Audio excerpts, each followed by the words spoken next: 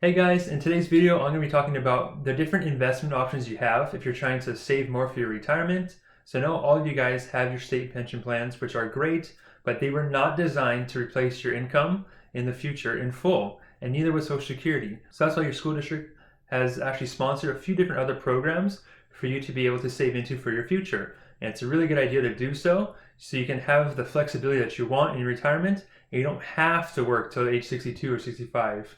And if you wanted to retire earlier or you need a little extra income in the future, you can have that money to fall back on. Welcome back to all my subscribers. If you haven't done so yet, hit the button below right now so you don't miss any future updates like this on your retirement benefits, as well as other financial tips and ideas.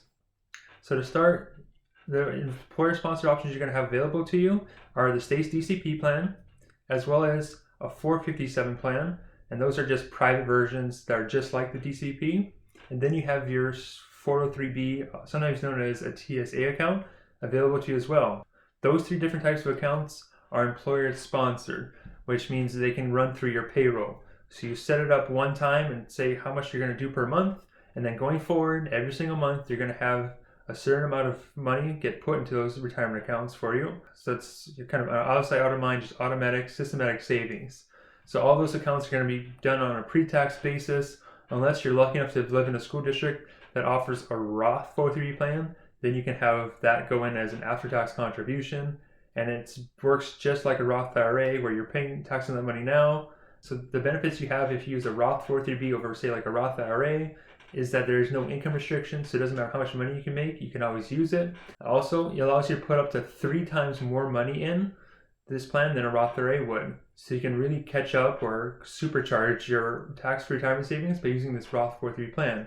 But remember, it's only available in select school districts, so you're going to have to double check with your payroll department if that's an option. And if it's not, just ask them if they could potentially open it up to be an option. I've helped countless districts actually do it myself, and it's usually not a very hard process. A lot of times it's just that they don't know it's an option or they don't want to take the steps to actually do it. In fact, it's a one-page form. It's usually just a box checked, a couple of signatures. It's actually a lot easier than most districts make it out to be. Anyways, so those are the different employer-sponsored options you have available to you. So all those employer-sponsored plans I just mentioned are open enrollment. So you can start one anytime you want to, and you can stop putting money in any given month. You can also increase or decrease what goes in on a month-to-month basis. So it's very flexible. And if you can only afford, say, $50 a month, then do it. A small step forward is still a step forward, and it's better than standing still. And by the end of the year, you're going to have $600 that you would have put into the plan, and it's just going to snowball over time. And as you have more cash flow available, you can always increase it. And if something comes up and you can't do it anymore, then turn it off. That's the beauty of flexibility. All these plans allow you to save up to a certain threshold, so it's $19,000 if you're under age 50, or up to $25,000 if you're over age 50.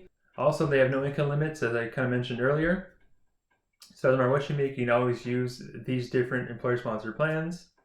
And then as far as the investment options goes, the DCP is limited to what the state approves. It's pretty much the exact same as a Plan 3 account. So if you're on Plan 3 and you have a DCP, you're really just throwing more money in the same basket, so I typically don't recommend doing that.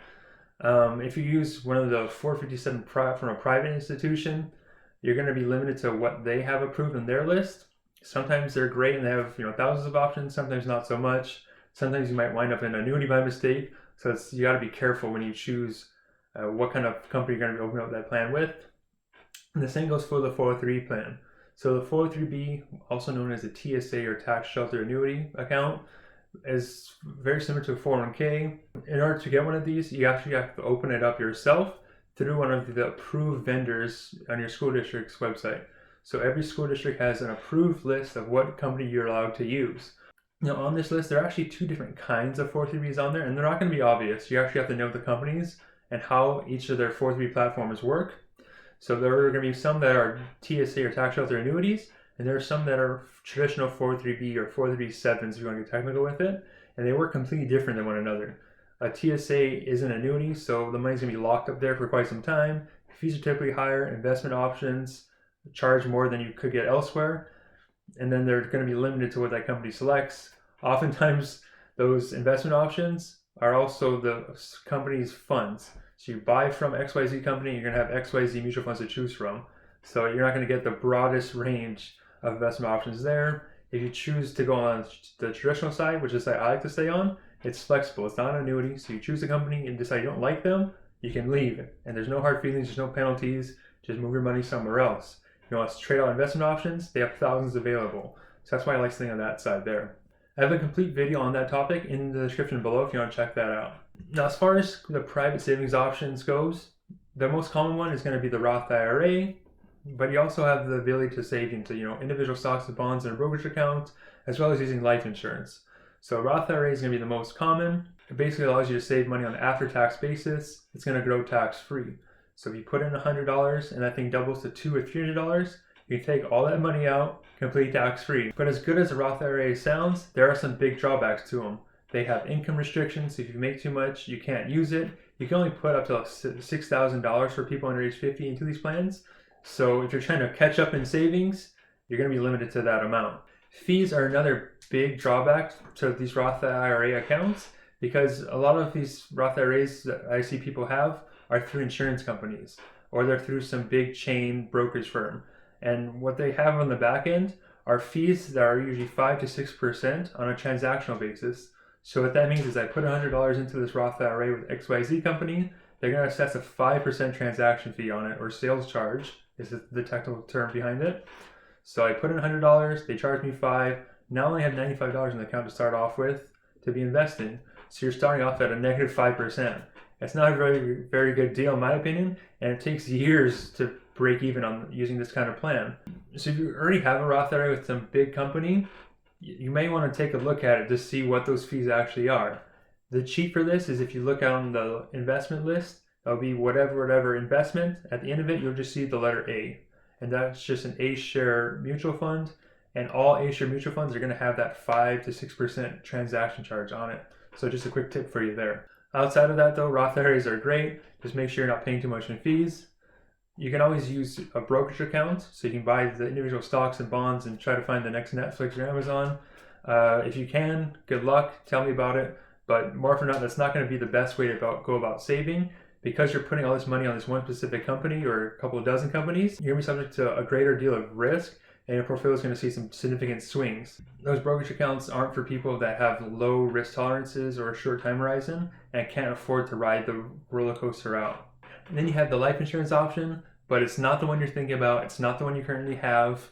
In fact, this one is designed to be like a retirement account. So it's the way you structure it to make it work, where it accumulates cash very fast. And in fact, Roth IRAs were based off of this kind of plan.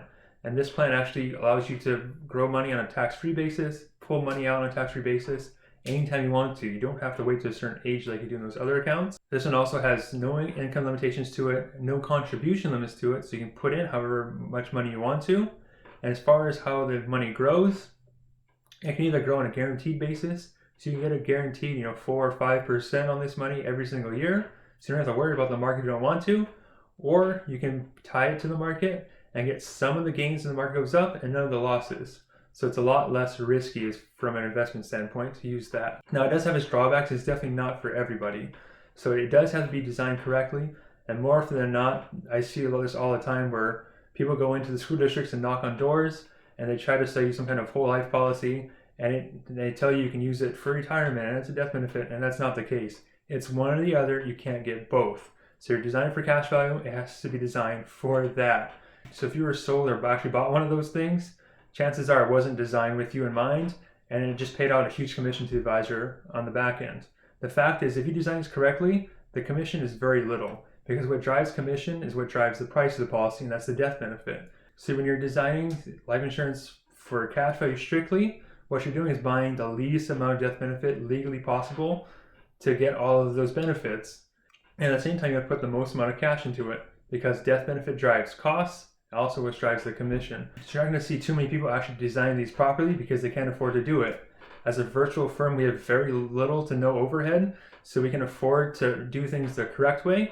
So this is the exact way that I have my own retirement account set up. It's what I've done for my parents, as well as how I fund my kids' education. So it has a lot of benefits to it. So those are the different options you have available to you. I know we went a little long that last part, but it's important to understand that if designed properly, it does work.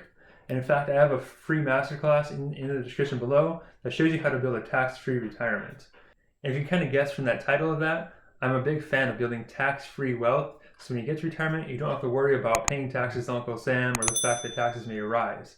So to learn more about potential tax traps that all these pre-tax accounts like your Plan 3 or the DCP or even the 403Bs have in them, you want to check out this video I made over here that outlays the biggest tax bomb that I see people are going to face in retirement if they just let money sit in pre-tax retirement accounts. I hope to see you guys next week, and remember that your future depends on what you do today.